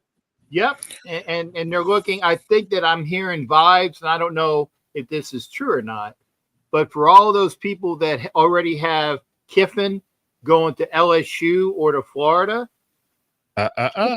Kiffin's boy is playing quarterback for the Giants. Yes. I'm not saying that, but there's already talk about that too. He has the guy that he molded of Mississippi State, Ole Miss. Ole Miss, And he can a lot of sense. And Ole Miss need to be quiet because they're trying to bully him to making a decision before the Egg Bowl. And I'm like, you need to chill. Because he can turn around and say, I'm gone, and you'll never have a coach like him again for a good while. So that's just, that's a little bit of college talk. But I definitely agree. But it makes a lot of sense for letting Kevin to jump to the league and coach Jackson Dart for sure. All right. Any other thoughts on the DC for the Giants before we move on? I mean, listen, I think at the start of the season, everybody was super high on the Giants defense. And that was the one thing that everybody was big on was, hey, they got their defense and they got Malik Neighbors. And their defense has just been terrible. Yeah. And it's, you know what I mean? And like this is supposed to be generational pass rush and generational front seven, and you got a back, a good secondary, all these things like that. For them to come out and play the way that they played, yeah, he had to go. Yeah, it was like the Brown situation a few years ago before they got Jim Schwartz. They had all those studs, those corners, the D line. I mean, they had players and Pro Bowlers everywhere, and they could not stop a cold with a vaccine. So it was bad, and they bring Jim Schwartz in the very next year, and guess what? Top 10 defense. So coaching matters, man. Coaching and scheme matters. That's for sure, because they had way too much talent to play as poorly as they have on defense. That's for sure. So it makes sense. It makes sense. So I just want to get y'all thoughts on how y'all felt about firing in season in his situation. But yeah, we'll see what happens. But I think we're looking at a whole different regime come 2026 in that outfit. Just a question of who has the personality, who has the character to deal with New York media, because that's a thing. And not everybody's built to deal with the New York media, from a coaching perspective. So you got to choose wisely for sure. You have to choose wisely. Okay. All right. So let's move on down the line here. So let's get into our rolling topic here and our quest for knowledge in our segment called Do You Believe? This is our rolling segment, and this is our more popular segments of the show here recently in regards to questions that are off the cuff. These guys don't know what question I'm going to ask them, before the show. So it's really, first thought and first, I guess your intuition when it comes down to their opinions on these topics. So I'm going to give them a topic. They're going to give me their first thought reaction. They don't know what it is. So we're going to get some really good hot take like answers here. So let's start with, let me bring up my sheet here before I do anything of that there. Okay. What we got here? There we go. There we go. All right. So let's start with Dub. So we've talked about, it's funny because I think 2 weeks ago we did a fix your franchise for the Falcons, right? So now 2 weeks later we see that Michael Penix is hurt. We're now back down to Kirk Cousins in his khakis. regards to him playing quarterback for the Falcons, and they're not doing well. I alluded to earlier how the Rams have their pick, and they're going to likely be picking high in the first round because of the Falcons' inability to win games this year. So, based upon our analysis of their fix your franchise segment and Raheem Morris's tenure, do you believe that Raheem Morris survives the Penix injury? Because he's going to be hurt for at least the next 8-9 months, maybe longer. So we might be seeing Kirk in 2026. No, I don't think he survives it. I think that they probably make a move. I don't know. It's hard to say. I think there's some front office things that's going to be happening. But to answer your question, I don't think Raheem Morris survives it. I'm not sure if he even survives past February. This is similar to how we were talking about the Giants, and you have all the tools and all those things like that. The Falcons have probably the most talented, aside from the Bucs, probably the most talented roster in the NFC South. Raheem Morris is a defensive guy. They haven't been able to play good, consistent defense. They haven't been able to get a consistent flow with all their weapons on offense, and it's just not working. And I hate to say it because I love Raheem Morris and I want to see him do well, but unless barring a really good run and arguably no more losses going into the rest of the season, I don't see him coming back next year. Okay. All right. Yeah, it's gonna be tough. I mean, I think we kind of talked about how Arthur Blank is getting impatient. He's getting older, and he wants to see a winner before he retires or worse. I'm not gonna put that on him, but I think he wants to see things turn around while he's still docile and can get around, right? So yeah, I definitely believe that Raheem Morris is definitely seat's getting a little warm there. And it's not from the seat warmers. I think it's from the heat and the pressure that you're feeling from the front office and what they feel like you're doing or not doing in the 2 years you've been there. So good stuff. All right. Morris can't go out because he was a former Bucs coach. He went to coach the Falcons. He's not going to Nolans because Nolans got their new coach, and Dave Canales is doing wonders with the Panthers. He's got to find another division to coach next year. Yeah, somewhere, probably a positional coach at some point. But yeah, I don't think he's gonna be a head coach anymore in the near future. Yeah. Okay. All right, Violator, I got one for you. Let's flip over to the AFC. The Ravens, I think they are at top of the division now at this particular point in time. They finally made it back I think they're above 500 at this point and things of that nature. You know, and not a lot of being talked about in their space, but you know, they're on a nice little bit of a run. You know, Lamar Jackson, you know, seemingly healthy now and things of that nature. We are looking at a 5-game winning streak here, going into a Bengals game on Thursday night, which they'll likely win. I mean, Joe Burrow is coming back, but I mean, it is that defense of the Bengals. So who, you know, I don't expect much. So do you believe that the Ravens are the front runners in the AFC now? Oh man, the front runners. Yeah. Yeah. Oh God. You know, the Patriots are young, the Bills are floundering. You know, the Broncos haven't been there at all. Got a young quarterback, sophomore guy, kind of slumming right now.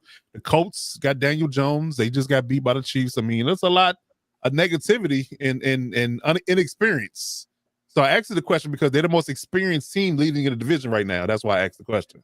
I would have to say, based on that, a reluctant yes, based on their history, and they're used to making this, what do you call it, the last third surge. Yep.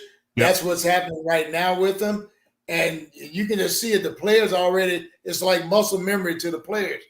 So, yeah, they're the front runners, but like I say, one of these dark horse teams, and I'm speaking of, you know, if Buffalo can get their act together, but that defense has to vastly improve from what they've been putting on the field. But yeah, I'll give them the nod as far as being the leaders of the pack right now. Okay, good stuff. Yeah, I have issues with their offense. To be honest with you, it's not as fluid. Derrick Henry's not the same. Mark Andrews is inconsistent. You know, Lamar's not running like he used to. You think his age for him? He's still in his mid-20s now. I mean, he's not old. You know, but maybe that was tires, a lot of tread on the tires. Gotcha. Okay. All right, good stuff. All right, Cap, you're up. So I want to talk about the Texans. We saw them put on a clinic, especially defensively, on Thursday night against the Bills. Right, I think they had a tune of 10 sacks on Josh Allen. You know, for me, you know, I love defense, so you know, epic performance from them. I love every minute of it. So, do you believe that the Texans are a dark horse in the AFC playoff race right now? Let me see. And actually, I'm glad you did that because I actually have the standings up because I'm going to give you a question in a minute since the young buck isn't here. Okay. If you figured just off the cuff. I like it. Yeah, Texans at 6-5. Yep. And you know, looking up at the Jags are playing well, and you know, I still think that they can be one that just like the AFC West last year had 3 people in the playoffs. I think the Texans can do that. I mean, that's notwithstanding looking what their schedule is. I don't know what their schedule is. Other than I know they play us. I know they do. They played the Cardinals the week before that, but they got the Colts, the Chiefs, the Cardinals, Raiders, Chargers, and Colts again. Yeah, see, I think that they can hold on, and I think that they are going to be definitely in my mind. Well, they got to win against the Raiders, so that'll make them at 7-5. Right. And then it all depends upon what they do when they do the doubles against the Colts. Gotcha. And that's an iffy thing, but you know. The Jags, they should be able to surpass the Jaguars. I mean, the Jags are playing on was it house money? Yeah. But I think that the Texans are a better team than the Jaguars are, and it's because of that defense. Well, yeah, I definitely agree, Dave. Defense is playing lights out. And it's a topic we're going to get to next about how far we think teams can go, but I think that defense can carry him real far. And if C.J. Stroud can just be serviceable at this point, because we saw what Davis Mills did. If he can just be serviceable and run that offense to a better clip, then, yeah, they're scary to me. They're definitely scary. I definitely believe that they're going to make some noise. And I agree with you 100% about the Colts games. If they win 1 or 2 of those Colts games, yeah, they're right in it. And I don't have faith in the Jaguars. They're so Jekyll and Hyde to me that I can't trust them. You know, they play good against us, and then they struggle the very next week. So it's just weird. It's weird, but yeah, beat the Chiefs and lose 2 straight. I mean, you know, it's just a weird thing going on over there. But we'll see how things go. But yeah, I definitely like what the Texans are doing right now. And again, which is a great segue.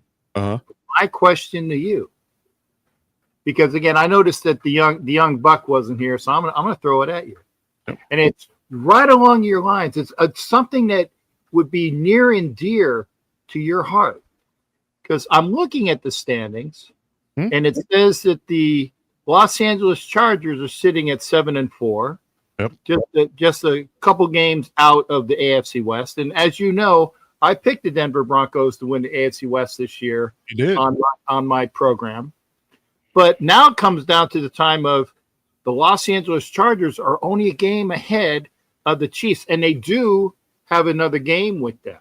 And will the Chargers be able to hold on, considering all of those teams that we were just talking about, the Texans, the Jaguars, even, Steelers will probably come back down to the pack, so we got that.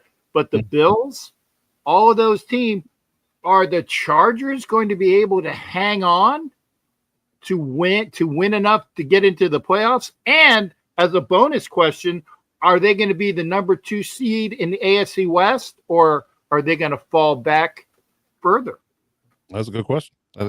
It all depends, and I talked about this on the Electric Shock Pod this week. I got a series going on what they need to do to make the playoffs. That's literally the series I'm doing this week. What they need to do, what they need to change in order for them to make the playoffs, right? And I think you segue great for your show. Thank you for seeing. You got it. I'm good for that for you, Coach. You are. You're excellent at that. You're excellent at that. I love it. So from just to reiterate what I said on the podcast is that it really boils down to what they do in the trenches. The trenches are going to be paramount here. I mean, we have a lot of turnover on the O-line, and they're trying to make things work. They spent a week and a half trying to reshuffle things, to retool things, to get the best unit out there on the field possible. We're changing our left tackle yet again to Jamari Sallier. I even offered up the conversation of having Andre James and or Trevor Penning step in as center and guard to get a better run blocking outfit for this team, because Amari Hampton is back this week. He is practicing. He looks like he's healthy. So I would argue that he's going to be on the field against the Raiders this week. So I would believe that you want to be able to get back to basics and start to, establish some, I guess you can say work and dominance up front again, get back into Greg Roman's bag. What he likes to do the best and the most is run the ball, get downhill with Amari Hampton in that 220-pound frame. So I would say that if they can get things going in the run game, which will open up the pass game, holistically, and get back to us being able to use our weapons like Arondé Gaskins, Keenan Allen, Lat McConkey, and Quentin Johnston, and be able to throw the ball down the field, that will allow us to, yes, make the playoffs. But if we do not do that, if we can't protect Justin Herbert in a lot of stretches, we don't stay on time, stay ahead of the chain, stay on schedule, and do things like that, and have him drop back and be bombarded by a severe pass rush that we want to see from Max Crosby, we're going to see from the Eagles D-line, we're going to see from the Texans, the Chiefs. We're going to face a lot of really good D-lines coming up here in the next 6 games. So it really just depends on how well they do on the offensive line, how can they establish a line of scrimmage and run the ball, and if they can ultimately stop the run, because we saw what the Jags did to us. Now, you could argue there was a fatigue factor, and then, having the extra preseason game and having the most travel mileage in the entire league, you guys are just maybe tired and the bye week came at the right time. We'll see. But if they don't do better at stopping the run and running the ball in a basic, small primary elementary level, then that's where it's gonna fall apart. And we don't make the playoffs if that doesn't happen. And thank you for taking that off the cuff, sir. Not a problem. I typically try to be prepared. I mean, you can't run a podcast and not be prepared for your own team, right? So, I like to be prepared for those kind of questions. So it is what it is. But so basically, I threw you a softball question. If I have to do it again, I'll see if I can kind of worm something into it, like where did they start from and who was their first owner? The stuff that you didn't know about. Well, stuff that's past my born date, I can't help you with. I just can't. I'm just not gonna. I'm not a historian when it comes to that. Anything past my fandom dates, I can't help you. I mean, if I was a little tyke, 5, 6, 7, 8, 9, 10 years old, or or I wasn't an adult fan, I can't help you. I'll be honest in that space, but But yes, but anything that's regarding the Chargers, especially currently or in the times I've been a 25-year fan, then yeah, I could probably tackle it pretty well.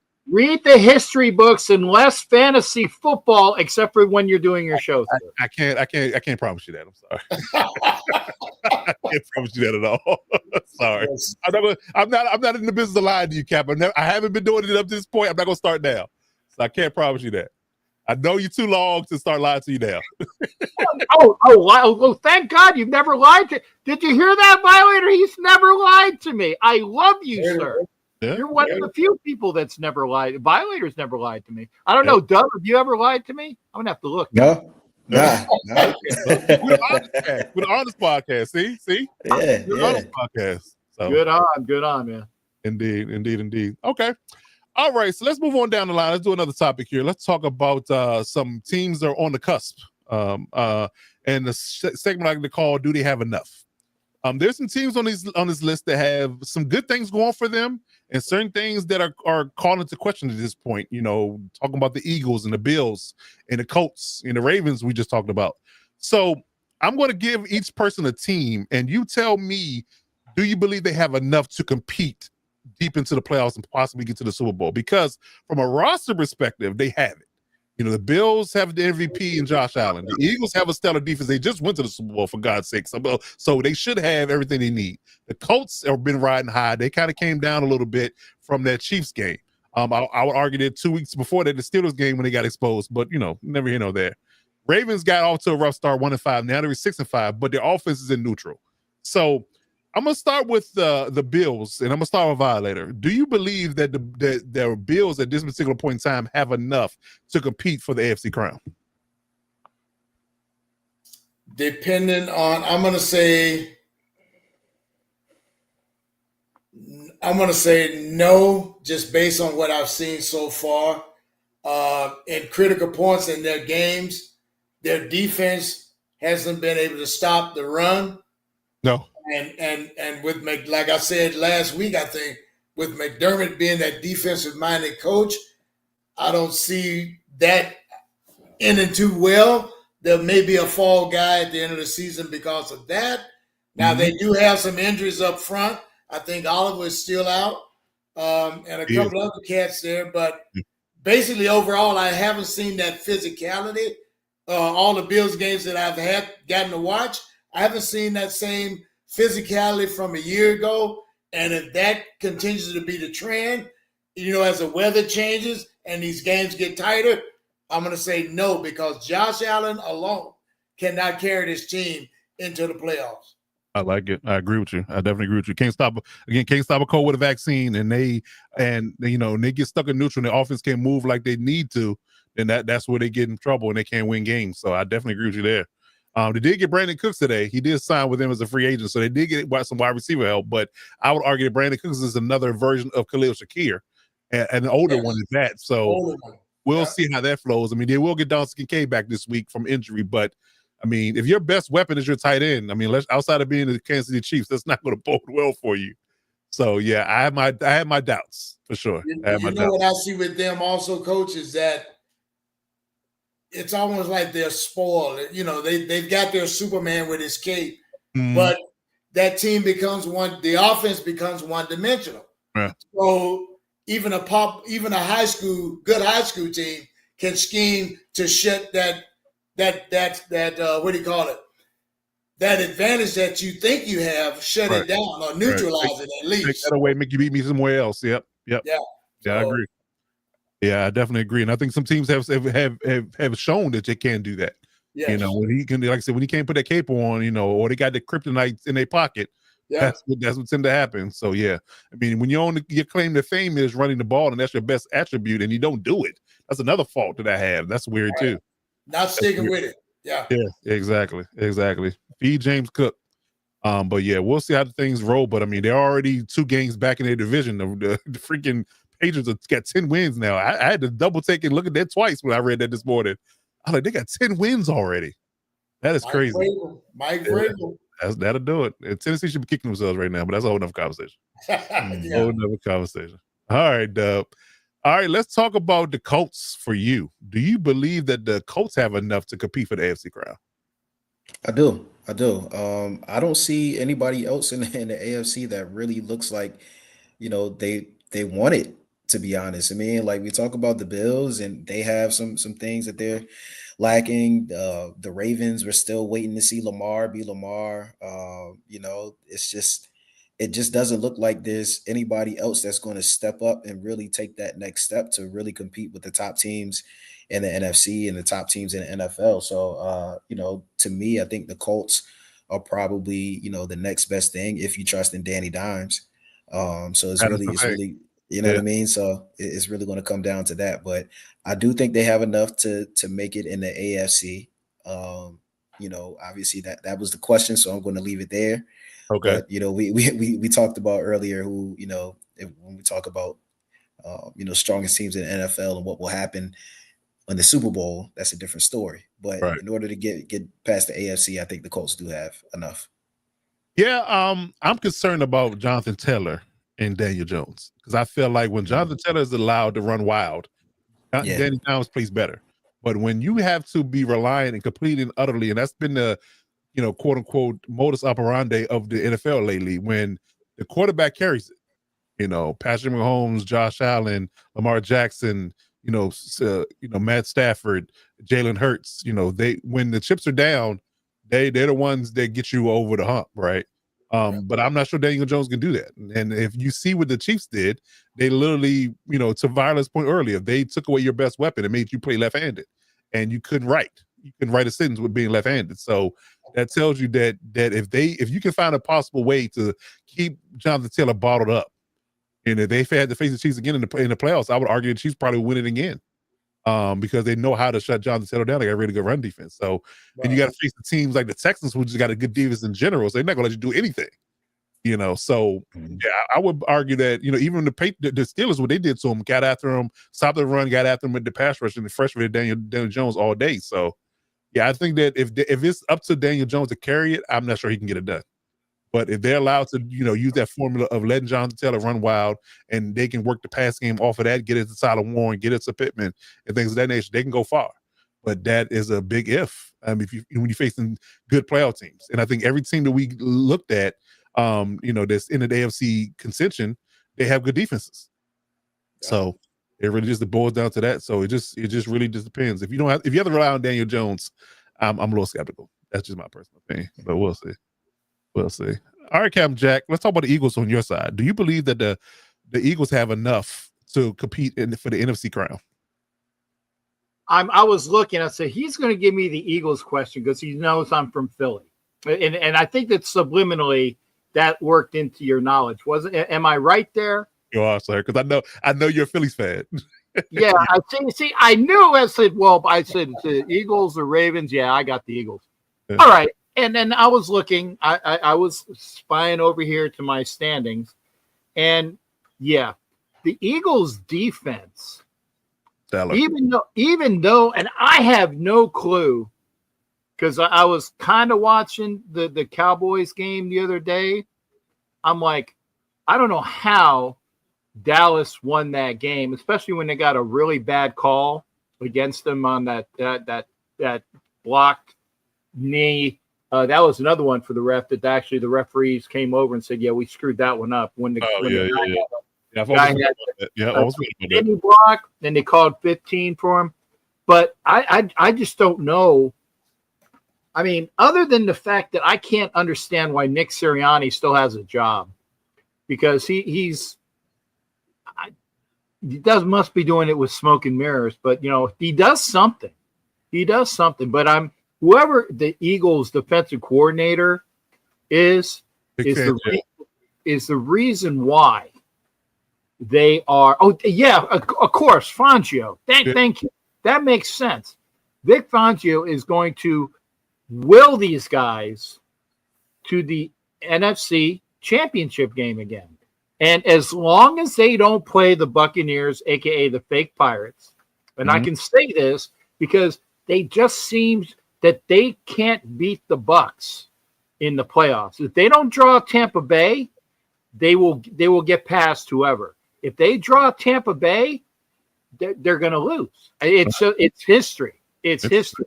Look it up. And I remember even being down here in Tampa for being here with Philly Sports Guy, front row, watching what should have been an overwhelming Eagles victory in what was Jason Kelsey's last game. And I'm like, what the hell did I just watch? It was embarrassing. But the Bucks have their number.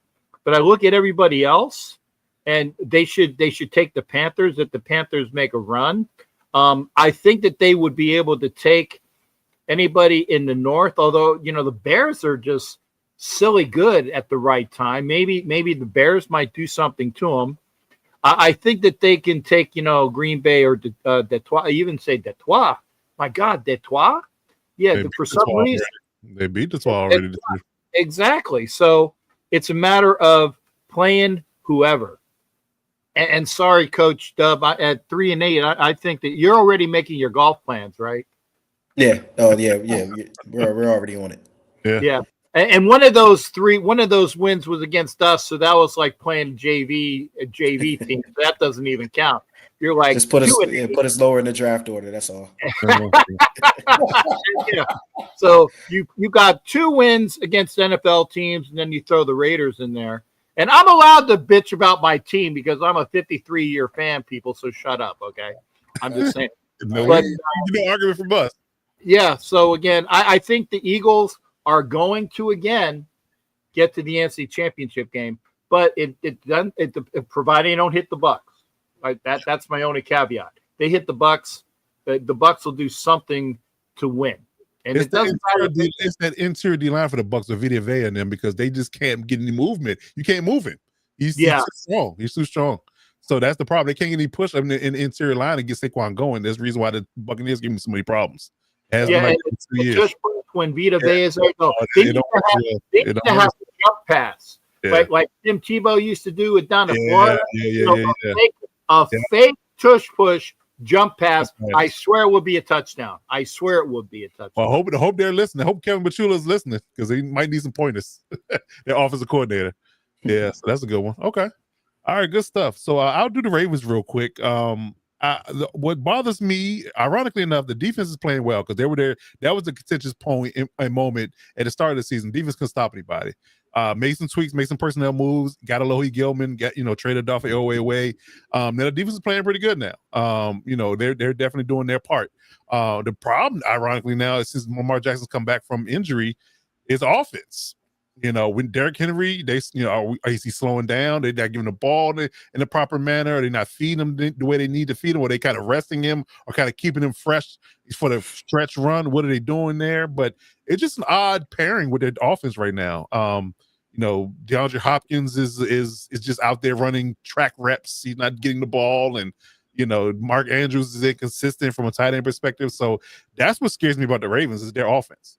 The offense bothers me, and if they can't seem to get that together and put points up and establish themselves, their identity, and let people know what they're going to be doing week to week, then that's what would cause the question for me. But I do think they'll make the playoffs most likely take the division, but that might be where it stops. I mean, if they had to go against the Texans today in that defense, I'm a little worried.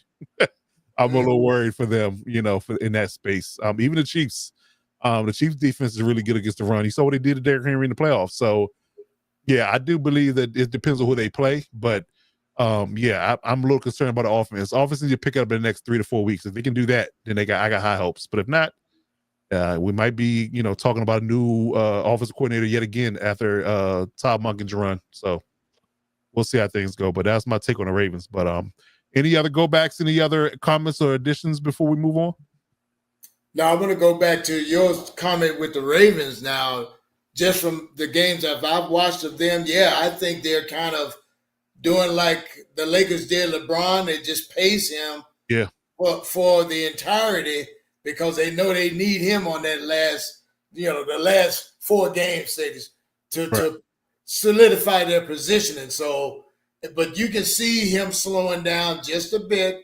Like you mentioned, Mark Andrews, same thing, slowing down just a bit, so Father Time doesn't lose, man. So it does not. It's catching up with all these guys. So I see them in a running back race next draft.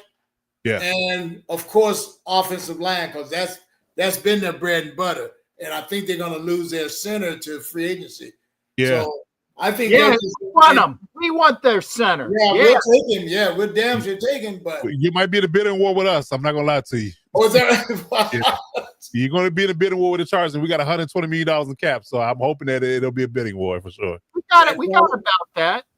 Yeah, somewhere close. Yeah. Yeah, we got. Actually, I think we might have a little bit more.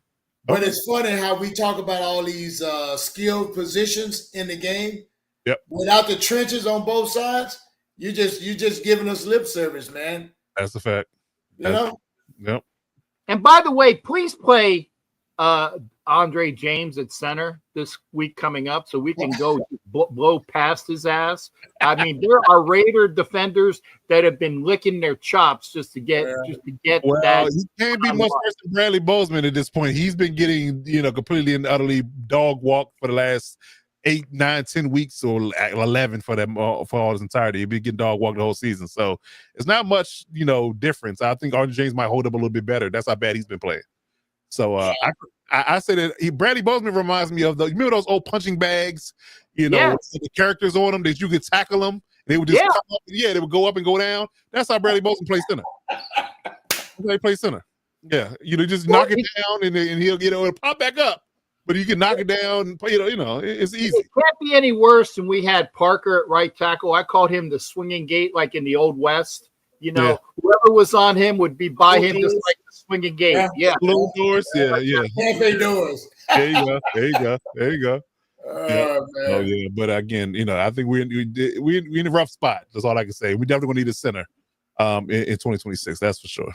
Well, good. I will be watching that game in Atlanta. I like it. Yeah. Okay. Good stuff. All right. So let's move on down the line. Let's talk about our cover forecast. We'll get into games of the week real quick before we wrap up the pod here.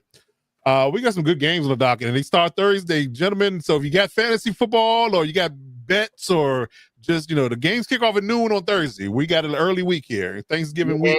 Yeah. We got an early week here. So we got 4 good games on the docket, some on the Thursday slate, some not. But we got the Packers and Lions, early on Thursday. In Detroit of oh, where's my hat? Damn it! Yeah, in Detroit. So we got the Packers going to Detroit to face the Lions, and the Lions are favored by 2.5. So while Cap gets ready, Dub, who do you got in this game and why? I am going to go with the Packers. Thanksgiving Day. I'm not sure what the Lions' recent record on Thanksgiving Day is, but I think they still struggle, if I'm not mistaken, right? I think you're right. I think they still, for some reason, they just have that curse over them on Thanksgiving Day. But I think the Packers, get something going on the ground, especially with Josh Jacobs coming back healthy, and I think they're able to pull out a close one in Detroit. Okay. All right, Violator, what you got on that side, Detroit or the Green Bay Packers? Oh man, that's a tough one, but I'm gonna lean with the Lions just because they're at home. Like I said, Josh has been out injured for the Packers. I think he comes back for this game, but I'm gonna give the Lions the edge by a field goal. Okay. All right. And to ask you the question, Dub, according to Google Gemini, the Lions are 6-18 since 2000 on Thanksgiving Day. Man. And they're on a 6-game losing streak since 2016.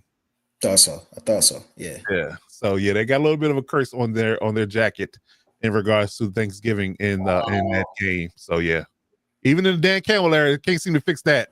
So it's not an easy opponent. Yeah, not an easy matchup. No, not at all. So it might be 7 in a row. We'll see. Yeah, we'll see. All right, Captain Jack, what you got? Hey, who? Who you? I'm sorry, Captain left. I'm sorry. All right.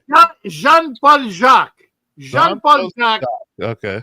Imbecile, that when we talk about Detroit, we're talking to Jean-Paul Jacques, the great Frenchman from the region that is the upper Michigan area. Fuck it, it's up there. It's cold up there. It's cold up there, what it is. Yeah. It's not UP, because UP, when you got your P, it'd be frozen, but it's not UP. You know what? It's a joke. Come on, people. I'm laughing. I get it. Okay. Jesus Christ, what a crowd here. Hey, I get no respect. But you're talking about Detroit. Detroit on Thanksgiving, the greatest holiday in the world, because most everything is closed and the families from the grocery store, they are home. Viva la Thanksgiving and viva la Detroit to kick the ass of the Packers for beating them the first game of the season. Okay. There you go. There you go. Detroit. All right. Thanksgiving. And I don't care about that damn thing, that they're going to be pissed off that they lost. Oh, my accent went away. They're going to be pissed off that they lost to the Green Bay Fudge Packers. Oh, wow. Okay. Okay.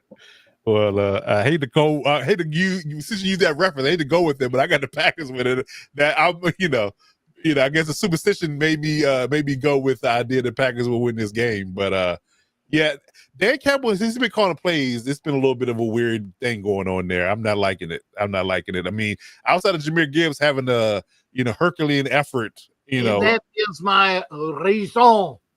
Jahmyr, my friend Gibbs, will run all over the Fudge Packers. Yeah, we'll see. And their defense is a little bit different than the defense they played last week. So I would argue that probably the Packers will win this one. I mean, just the stigma of the Thanksgiving nightmare of the Lions have at this moment could play into it. But yeah, I'm gonna roll with the Packers and I'm gonna go with the underdog here. No, imbécile, merde, coach. Merde. All right, so I think this is another Thursday night game. Chiefs going on the road to the Cowboys, and they're favored on the road by -3. So, Dub, what do you got in this one? Who you got, Chiefs or Cowboys? I am going with the Chiefs. I think the Cowboys probably have a lot of people on their side after that win. But let's not forget how they started out that first half. I think the Chiefs are about to turn the corner. And I'm not gonna jump in and say that they're going to be the Chiefs of old, but they still are Patrick Mahomes and the Chiefs, and they still know how to win football games. And I think they win this one on Thanksgiving Day. Okay, all right, good stuff. All right, Violet, who you got, Chiefs or Cowboys in Jerry World? Reluctantly, I'm going to take the Arrowheads. They got Pacheco coming back this week, so the running game should be a little bit better. Like I say, the defense can stop the run, and Dallas running offense, I don't think will challenge the Chiefs D. So I'm taking the Chiefs with a bigger than that -3, but I'm taking the Chiefs at Dallas. I like it. Uh-oh. He got the hat on. So how about them Cowboys? All right, Jerry. I'm assuming you're gonna take your own team since you got your hat on. Well, you can't root against the Dallas Cowboys, the greatest Thanksgiving team other than that one up in what's it called? Detroit? Detroit. Who's that guy? He must be a foreigner. You've got to watch some foreigners coming in this country. Because then never mind. I don't make it a political statement. But hey, how about them Cowboys? And I'm going to say this: coming off a great win against. Well, by the way, it was a win. It was a win. Like all of them syllables. It's how many syllables? It's a win against the Eagles. We won that game. We're going to win this game. Because the Dallas Cowboys are going to beat them old-time Dallas Texans. Remember how I knew that, Dallas Texans? It's called history, Coach. Look it up, okay? It's history. They're going to win by the skin of a scrotum off the ball of a bull. What? Okay. Okay. All right now. Okay. It's called a scrotum win for my Cowboys. Okay. All right. So he's over the Cowboys. I'm torn in this game. In all honesty. By the way, I'm Donnie. I'm Donnie Jones. I'm Jerry's. I'm Jerry's brother. Okay, I got you. I didn't go to Arkansas. I went to a real school. I went to North Texas State. Okay. All right. We got a Mud Dogs, North Texas State Mud Dogs. whatever the hell they. I smoked a lot of reefer back then. I don't know where it was, but I graduated because I paid off people. Fair enough. Okay. Yeah, I'm torn with this Chiefs and Cowboys game. The fact that they got a Chiefs favorite on it makes me wonder what the suits have in Vegas going on there, what they know. Yeah, it's a rough one. I mean, the Cowboys are coming off an emotional win against the Eagles, last week, and all that good jazz. But then their defense is playing really well. Getting Quentin Williams, pairing him up with Kenny Clark, and Overshown coming back, and Revel getting healthy. They're playing pretty good defense over there, man. I think they're going to give the Chiefs a pretty good go here. But Dak versus Mahomes, that's a good one, man. Yeah, I don't know. I think I'm gonna take the points with the Cowboys. I might be reluctant in that, but I think that if they do, it might be like a 1-point game, 2-point game. I'm not sure if I can give the Chiefs 3 because they got to get 4 to cover. So I'm gonna go with Cowboys. I told you that's scrotum hair. Yeah, there you go. I told you that. Okay, fair enough. All right, the Cardiac Bears are going to Philly this week, and man, Philly is kind of favored by a lot of points here. Will Caleb and the company come down to earth against Philly, or will Philly lay an egg like they did against the Cowboys last week? What do you say, you Dub? We got Bears or Eagles? I got the Eagles. I think that loss is probably one of the best things that could have happened to them at this point in the season. That's a good point. I got the Eagles. Especially at home. Yeah, gonna be cold. I mean, of course, the Bears used to the cold. They got it from Soldier Field, but yeah. Cold weather game, running the football. It's gonna be interesting. And the Bears are still in denial of the fact that they play in Chicago and should be a run first team. That too. Yeah. So this might be one of those games. Yeah. Florida team airing the ball out everywhere. You got a good point there. Yeah. Okay, fair enough. All right, Violet, who you got? Bears or Eagles? I got the Eagles by a double-digit win, and I'm thinking that defensive line is going to get after Caleb. And like I say, bring him down to size. The weather, I don't know how inclement it's going to be, but It will be a little chilly. That shouldn't even matter with both these teams. But that home crowd is going to make the difference in this game, I think. I like it. Okay, good stuff. All right, Philly man, what you got over there? Bears. Hey, get it right. It's Vinny from far South Philly. I hold it for you because there's kids out here. What the fuck accent am I using? I'm from South Philly, by Fungal. Hey, there you go. I even messed up my own accent. Hey, forget about it. I have a cousin. It's Vinny. I got a cousin Vinny in New York. Forget about it. It fell off the truck, but the Eagles are going to win in a cheesesteak fest. Get yourself a cheesesteak with extra sauce on it. Screw them onions because Captain Jack don't like onions. Get yourself a cheesesteak, extra pepperoni. Have it like an Italian steak, just like I am. Okay. All right. Good stuff. And provolone, none of that cheese whiz shit. Make it a good cheesesteak. No chopped cheese. Just there you go. I got you. Okay. All right, yeah, I gotta go with the Eagles here. That -7 scares me. They gotta be over a touchdown favorite. I mean, Saquon is a little bit banged up as well. He hadn't practiced today, things of that nature. But yeah, if the Eagles gonna get right, they gotta get right now. And I think the Bears might be the victim of this get right moment. So yeah, I'm gonna go with the Eagles as well. That point scare me, but I think the Eagles do win. All right, so finally, the Texans at the Colts. This is going to be an interesting one because the Colts, coming off a loss, and the Texans are riding high, getting C.J. Stroud back most likely in this matchup. So, Colts are favored by 4.5 though at home. So, who you got in this one, Dub? Texans or Colts? I'm actually going to go with the Texans. I think that defense is the real deal. I really do. And this is the type of defense that takes teams deep into the playoffs. Has them upsetting, and it's a divisional opponent. I'm liking the Texans. I like it. Okay. All right. Good stuff. Violet, who you got? Texans or Colts? Texans. That like Dub said, that defense is going to take over the game. Yeah, I definitely agree there. What you got, Cap? Well, it's all country. It's all, and all will always beat them damn horse people. Because all wins over ranchers, okay? Houston is an all place. Oh, all is king. Texans are the kings of this game, and this is where we make our run up the standings. All beats horses all the time. Okay, so we're getting Texans 3 in a row, make it 4. I'm going with the Texans and the points. I mean, even if they don't win, they should cover that spread. So yeah, I definitely like the Texans defense. I think they're going to rattle Daniel Jones's cage, and and they're going to have Jonathan Taylor have another rough outing in 2 weeks in a row. So I think people are getting to the idea that the Colts only go if they don't let Jonathan Taylor run wild, they're going to struggle. So like I said earlier, so I think the Texans hold Jonathan Taylor down and make Daniel Jones beat him. I think they got a real good shot at winning this game. So I'm gonna roll with Texans as well. All right. So those are week 13 matchups, man. So we'll see how things roll, man. Thanksgiving is going to be right around the corner here in less than 48 hours. So we'll see how things flow, man. But it should be some good weekend games. So hopefully everybody enjoys them. All right. So as we wrap up the show, we get into our fourth and final segment where we give our hot takes of the week. And Cap has been waiting with bated breath to give his. He's been chomping at the bit all week because he got something to deliver.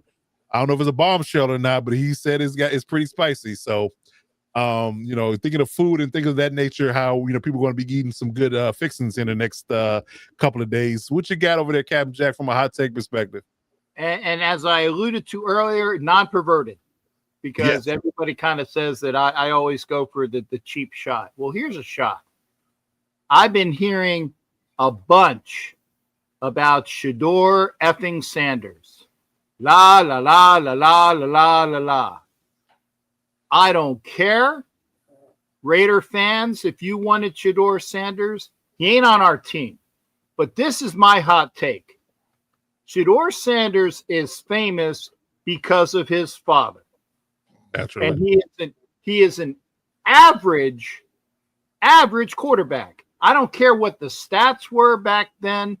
Give me Shedeur Sanders to play in a real conference at home, play away from his daddy, and he's actually there. I don't care what the last name is because I got some other last names. It doesn't matter what your last name is, okay? Walter Payton had a son, and he wasn't really the greatest in the NFL, okay? And there are sons that actually do better than their father. Peyton Manning and Eli Manning most certainly did better than their father, Archie. And by the way, amongst the Mannings, you got Arch, who is Cooper's son. The jury's out. Yep. It's name recognition. Go beyond the name. Shedeur Sanders probably will be a decent quarterback. But I don't care because he's got to prove it. And if we're talking about names, I can give you some names here. And you guys might not know that, but this is baseball. Guerrero, Bichette, Biggio, Varsho. These are 4 players that played for the Toronto Blue Jays this year, whose father were fantastic players in Major League Baseball. Hell, Biggio was a Hall of Famer, and his son Calvin plays for him. Bo Bichette is probably better than Dante Bichette, and Vladdy Jr. is definitely on a par with his, again, Hall of Fame father, Vladimir Guerrero Sr. And Varsho, he's a decent player. He's probably even better than his dad. Name recognition doesn't mean crapola. It doesn't mean crap. And that's what I'm saying. Play to who you are, not who your last name is. And I don't want to hear about the bullshit because my name is Sanders. If you are a good player, I want to see it. But right now, he played well enough to not lose the game for the Cleveland Browns. He didn't win the game for the Browns. Their defense and their running game won it. So I don't want to hear anything about where the Raiders went by Sanders 7 times in the draft. 7 times per one of my sources. Don't care. He's not a Raider. Let him play. But I would argue that Shedeur Sanders is probably a better quarterback than you got on your roster right now, but that's a whole other conversation. But we'll see. We'll see. They got the 49ers this week. That should be a good test. We get Saleh's defense, see how he does that in that space. And I think players in NFL and NBA is a different animal when it comes to baseball. I think baseball is more transparent when your sons play, when you were good and your sons play. But I think it's harder in the NFL to be good and NBA to be good. I mean, look at LeBron James and his son. I did not, and out of respect for you, I didn't bring up Bronny, sir. Right, but I mean, we know that Bronny James is not LeBron James. Everybody can see that. It's not rocket science. Everybody can see that. Michael Jordan and his sons. So it's just we can go on and on. Why you said Walter Payton and his son wasn't as good. But you look at Patrick Surtain. Patrick Surtain was a really good corner in the league for the Dolphins, and you would argue his son is better. So it really just depends on who you are at that moment. But a lot of times the legacy does not necessarily translate all the way. You're not exactly the same legendary player that your predecessor father was. So it just depends. But I think it's very much harder in the NBA and NFL to be good and be at the caliber of your parent than it is in Major League Baseball. And my hot take was twofold. Okay. Because Raider fans are just blah, blah, blah, blah, blah. We should have had Shedeur Sanders on our team. He's not. Don't cry over spilt milk. We went in another direction. Let Shedeur Sanders be his own player and go from there. So what happens if y'all guys trade him for the Browns in the offseason? Then what? Then I will be more than happy to support Shedeur Sanders because he's my quarterback. Just like I would have begrudgingly rooted for TB12 had we taken him a couple of years ago. I don't like TB12. Okay, got it. Because he's wearing the silver and black, I will root for him.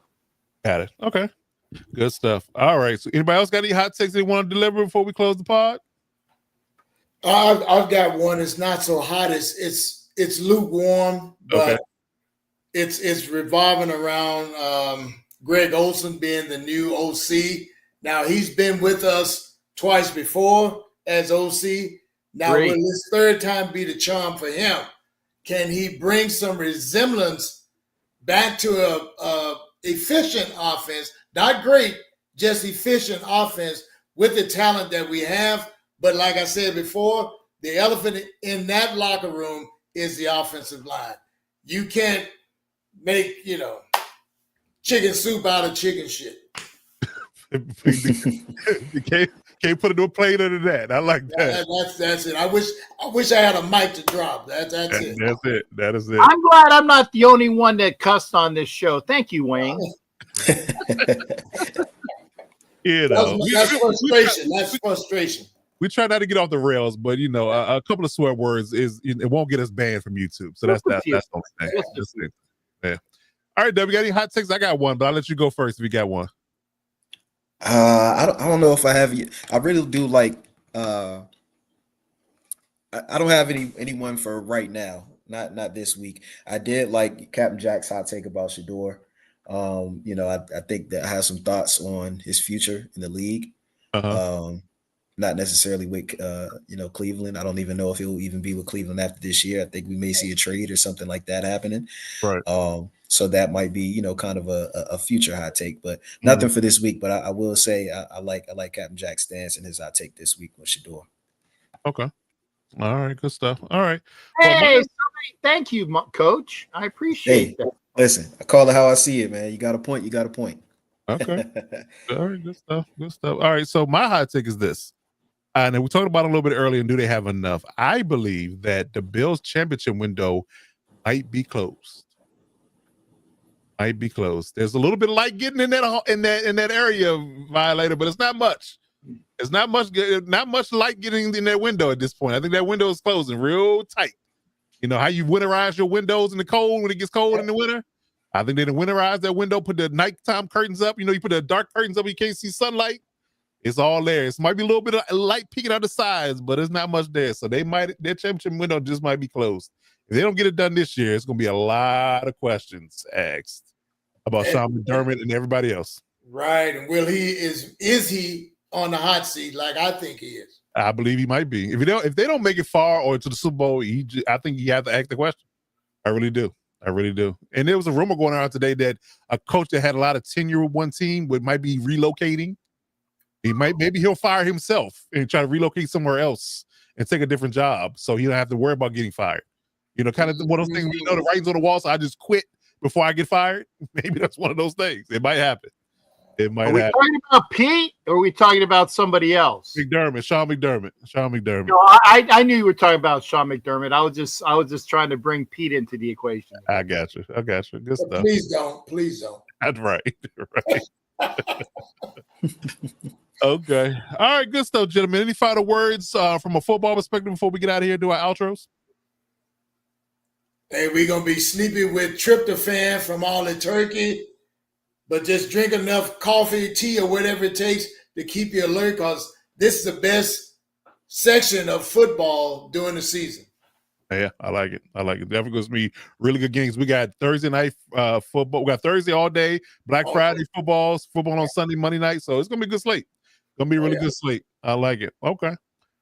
If you want to see me, I will be in the ATL on Sunday, repping out for the Black Hole Atlanta, and it's going to be myself and Hollywood and Vampira, the beautiful lady that she is.